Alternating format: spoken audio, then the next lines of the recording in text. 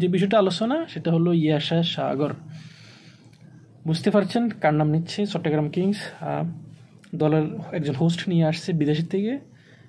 সেই হোস্ট একটা মেয়ে। আসলে আমি বুঝি না হোস্টের কাজটা কি। অনেক প্লেয়ারও অভিযোগ করছে হোস্টের কোনো ভূমিকা নেই। মাঠে খেলবে কারা? প্লেয়াররা।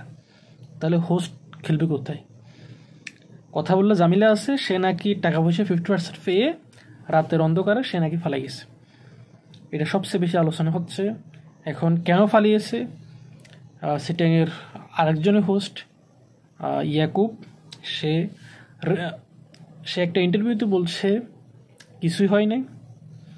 একটা মেয়ে তো আর কিছু হওয়া না হওয়ার মধ্যে সে গভীর রাতে হোটেল থেকে বের হয়ে সে তার নিজ দেশে না ভারতে চলে যায়।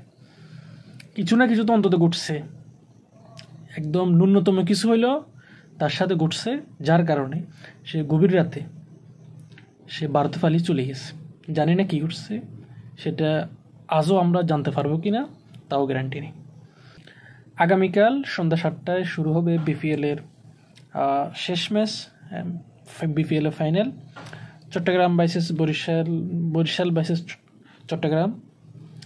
যাই বলেন না কেন, বরিশাল ভার্সেস চট্টগ্রাম ভার্সেস বরিশাল, যাই বলেন না কেন, ফাইনাল ম্যাচটি শুরু হবে আগামীকাল সন্ধ্যা 7টায় ঢাকা মিরপুর স্টেডিয়ামে। একযোগে খেলা প্রচারিত হবে। প্রায় আজকে টিকিট নিয়ে অনেক কারাগারি অনলাইনে দেখা গেল। তো আশা করি ম্যাচটা খুবই ইন্টারেস্টিং হবে। তুলনামূলকভাবে চট্টগ্রাম দুর্বল দল হলেও তারা যে কোনো কিছু করে ফেলতে পারে। খুলনাকে ম্যাচ হারিয়ে তারা বুঝিয়ে দিল সেটা। খুলনা অনেক শক্তিশালী একটা দল ছিল, মেহেদী মিরাজের দল।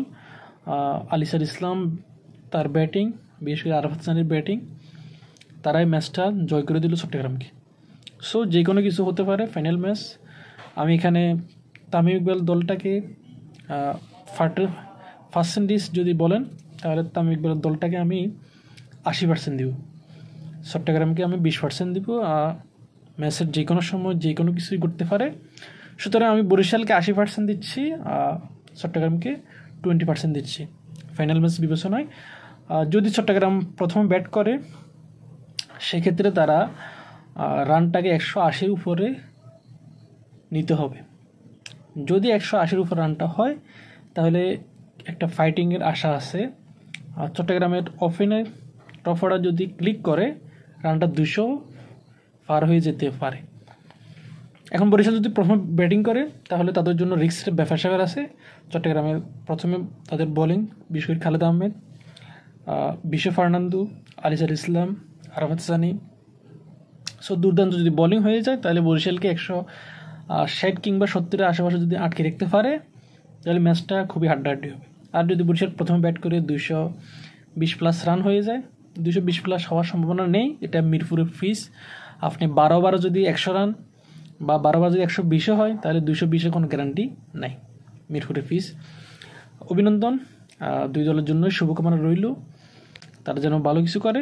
বরিশালের দুর্দান্ত কিছু বলার আছে, কাইল মারাস সেও ভয়ঙ্কর হয়ে দিতে পারে বোলিং লাইন আপে।